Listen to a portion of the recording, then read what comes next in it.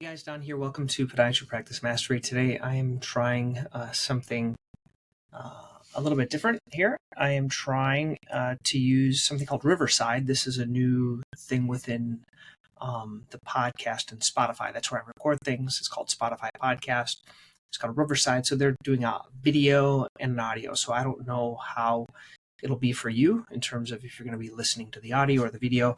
But this first one, I want to go over my 1 year follow-up or my 1 year review about using a scribe. So I've been using a scribe, this same scribe actually for about a year now, and I would go over the results, specifically the finances behind it. So I have my end of the year numbers. We finally met up and talked about that. So there's like what I produced and like kind of what the clinic produced, what each doctor produced. So we basically produced slightly over 3 million, okay, for a 4-doctor practice. I produced 1,052,255. And my previous best year was around 800. And I think a lot of this has to do from my scribe. So I just want to say, like, if you're thinking about using a scribe, this might be a good reason. But I want to talk about kind of the good, bad, and the ugly, and how I could make my scribe's job a little bit better. So the good is I am much more relaxed. I enjoy treating patients more. I can just do my presentation. So if you haven't heard of that, you can go to patientpresentations.com. So what I do currently is I just pull up the slide deck, show the patient, and in there also I have my treatment sheets. So I just fill out the treatment sheets. Morali does a lot of other things for me. So he sends out my patient education information, which I use from Patient Education Genius. He schedules surgeries for me through my scheduler. He orders all my medications, all the labs for like LFTs, whatever medication I'm doing. He does the whole note, puts in the medication management thing, puts in all the discussion. I've kind of trained him. He has the templates. He does a really good job.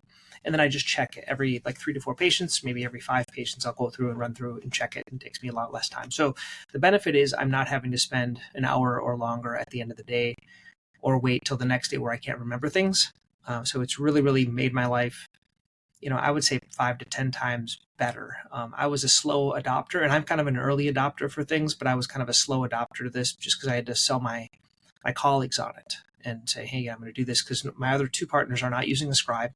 My scribe is in my pocket, so it's with a cell phone. I have an extra cell phone that I put in my pocket, and he listens to me all day long. So it's been great. What are some of the things that weren't so good? Well, I guess the $33,628 that Morali cost me wasn't so good. But in terms of like the quality of, I think my billing has gone up. I'm able to see at least one or 2 more patients per day. And most importantly, though, the quality of my life has gone up. Now, after about a year, and he's starting to tell me what I can do to make his job a little bit easier. And I'm going to go over 2 things that if I could do it over again, I probably would have done different with Morali. Number 1, I would give him time in between patients. So we're so used to running from one patient encounter to the next. And what I found is since he's doing such in-depth notes, because my notes are actually better than when I do my notes, I need to give him some time. Now, it took me a whole year to learn this, and he's mentioned it kind of in passing frequently to me, but I just never really paid attention. But recently I've done that. So after I finish, I come back into my office and kind of do things like this or record other videos or things like that I like to do or other stuff. And then he finishes the note. When he's done, he tells me, and I go see the next patient. That 2 to 3 minutes is the same time that I used to take to do the notes or even longer. When I was doing the notes at the end of the day. So it all stays fresh in his mind, and he's not going to have to take notes. Now, he's tried a couple of other things. He's tried like a chat bot that would record it. So that makes his job a little bit easier. So if it records the sessions in a chat format, like a transcription, that made it easier for him. And then, then otherwise he just had to play catch up. So I find it's usually only a minute or 2. So, but it really makes his life a lot easier. Problem with me is when I come to my office, I tend to get distracted and work on one of my other projects that I was working on. The second thing I've learned that's good is a lot of times with the cell phone, the way I use it, some in my pocket, I he doesn't always hear what the patient says. So as I'm talking to the patient, he hears better from me because I am close to the microphone. He's not as close. I've thought about using like a pedestal in the treatment room.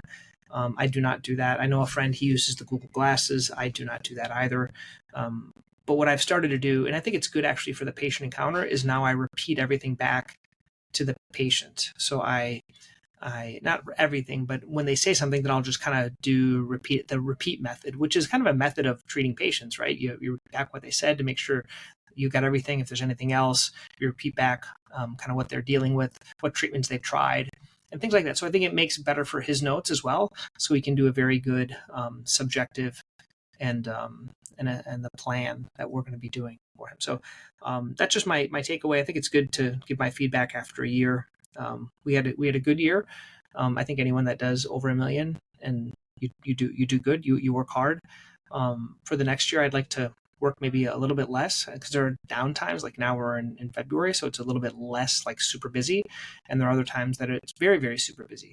But that's my takeaway on scribing, and there's like a full whole like a training within Practice Mastery Academy about scribing, about how to train a scribe and all the other things. But hopefully this was beneficial to you, and hope you liked this new thing via Riverside that I'm using within the studio.